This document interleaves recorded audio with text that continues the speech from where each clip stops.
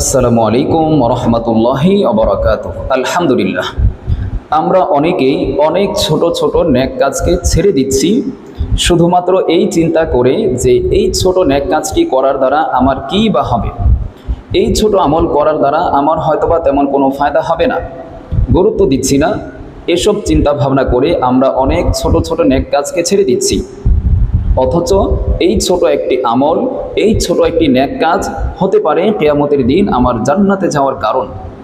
রাসূলুল্লাহ সাল্লাল্লাহু আলাইহি সাল্লামের হাদিস থেকে এমনটাই জানা যায়।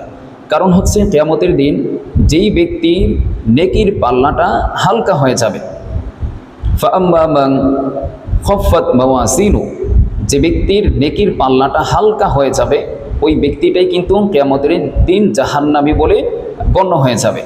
এজন্য ছোট একটি নেক আমল যদি আমার আমল নামায় থাকে, আর এই ছোট একটি নেক আমল যদি কিয়ামতের দিন আমার নেকির পাল্লায় রেখে দেওয়া হয়, এর উসিলায় হতে পারে আমার নেকির পাল্লাটা কিয়ামতের দিন ভারী হয়ে যাবে।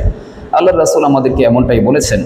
সহিহ মুসলিমের 144 নং হাদিস থেকে জানা যায়, আল্লাহর রাসূল বলেছেন, লা তাহকিরান্না মিনাল মা'রুফি শাইআন, যে তোমরা কোনো নেক কাজকে ছোট মনে করবে না।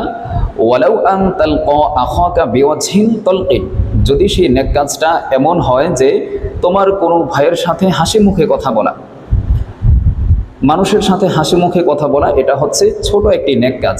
তো আল্লাহ রাসূল বলতেছেন এই নেক কাজটিকেও তোমরা ছোট মনে করে ছেড়ে দিবে না। আল্লাহ রাসূলের আরও একটি হাদিস থেকে জানা যায় মানুষের সাথে হাসি মুখে কথা বলার যে কত ফজিলত। আল্লাহ রাসূল বলেন, তাবাসসুমুকা ফি ওয়াজহি আখিকা সাদাকা, যে তোমার কোনো ভাইয়ের সাথে যদি তুমি হাসি মুখে কথা বলো, মুচকি হেসে কথা বলো, তাহলে এর বিনিময়ে আল্লাহ রাব্বুল আলামিন তোমার আমল নামায় একটি সৎকার সওয়াব লিখে দিবেন। সুবহানাল্লাহ, কত ফজিলত মানুষের সাথে হাসি মুখে কথা বলার।